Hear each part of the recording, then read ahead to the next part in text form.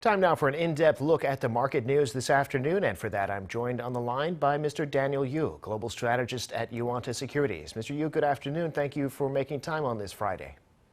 Good afternoon. Well, let's start with a story making headlines around the world. The United States government announcing that it's going to be releasing 1 million barrels of oil a day, which is the largest release in U.S. history. Oil prices are down around 7% on that news. Obviously, a lot of people, though, pointing out that this does not fundamentally address the problem stemming from the war in Ukraine. Tell us about this move by the U.S. and your outlook.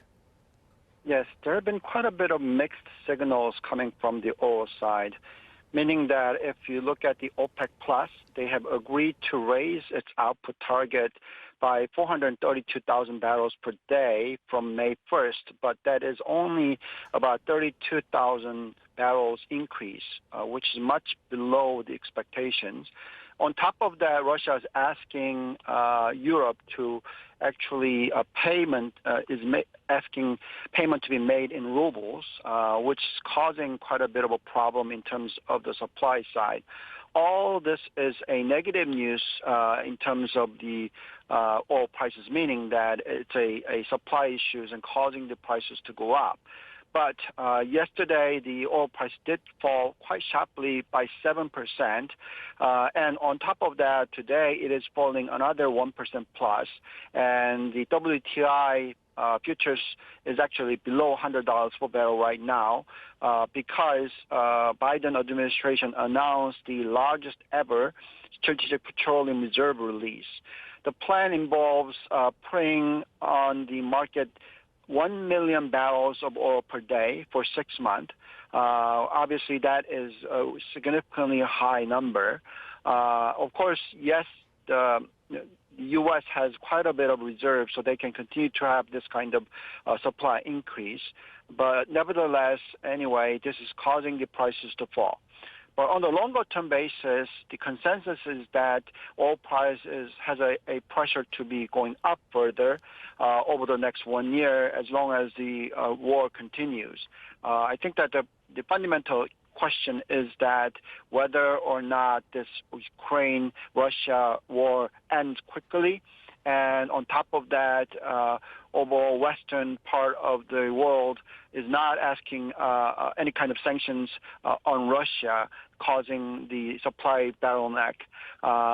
If it doesn't happen, then oil prices will be very high, and that will cause the global recession in a short period of time.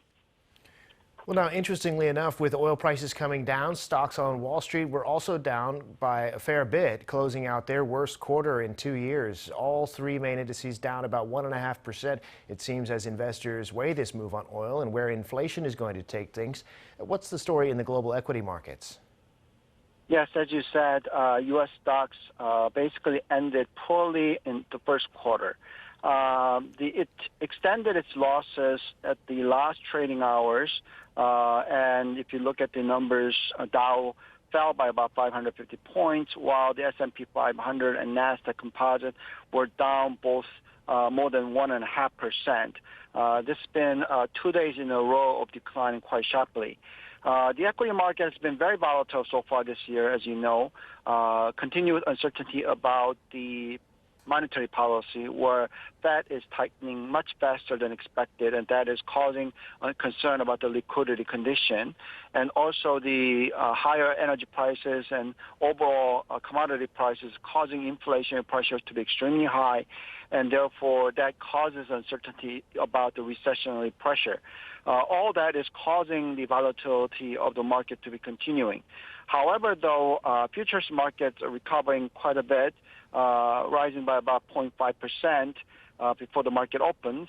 Main reason for that is because we are seeing the earnings numbers for U.S. companies to be very strong, and that the overall NASDAQ-related growth stocks are also doing quite well, despite these all concerns about the inflationary pressure. And most of the people are saying that the oil prices being higher doesn't mean that U.S. will be facing a recession quickly. So therefore, market seems to be fairly reasonably stable. All in all, we need to look at the strong job numbers and overall fundamental conditions of economy to invest in terms of U.S., and we think that the U.S. is in position for the further rise over the next 6 to 12 months. Well, it was a decline today in Korean stocks too, but not quite as pronounced as on Wall Street. Pretty strong buying by local retail investors, a pretty big decline for shares of LG Energy Solution, but continued selling by foreigners did hit some big names like SK Hynix and Naver. Tell us about the domestic market. Yes, Korean market continues to be suffering. From the peak of 3,300 plus, it's now at 2,700 plus. Clearly, the market were down more than 20% and recovering slightly, but the pace of recovery is much slower than U.S. market and most of the other countries. Obviously, the uncertainty of global market, potentially the economy, the recession might be happening in Europe and U.S. over the next 12 months. Korea being highly externally affected, meaning that the export is major reasons why the Korean economy grows. And if any external factors are going down as the recessionary pressures comes through, that is quite negative news for Korea. And if you look at the long-term and short-term end of the government bond rate of U.S., the differential between long-term and short-term has turned negative slightly. And obviously that is causing U.S. economy might be slowing down much faster than expected, and maybe we might face a recession in 2023 or 2024. So that is obviously causing Korea to be correcting. If you look at the numbers, we have seen foreigners continue to be a net seller, and Kospi was down because of that. It was down by about 0.65%, and Kosdaq was down by 0.4%. If you look at the institutional investors, they're also seller quite a bit, 782.2 billion. The only one that are buying, obviously, is retail investors. And if you look at the Kosdaq and Kospi, all in all, it seems that the foreign investors are not aggressively buyer until the economic conditions are stabilizing. All in all, we need to see currencies to stabilize. Right now, it's still at 1,200 plus. We need to set numbers to go down below 1,200. If that happens, then foreign investors come back and market will do relatively better. All matters is that where the oil prices goes and economic conditions to happen in terms of the global economy.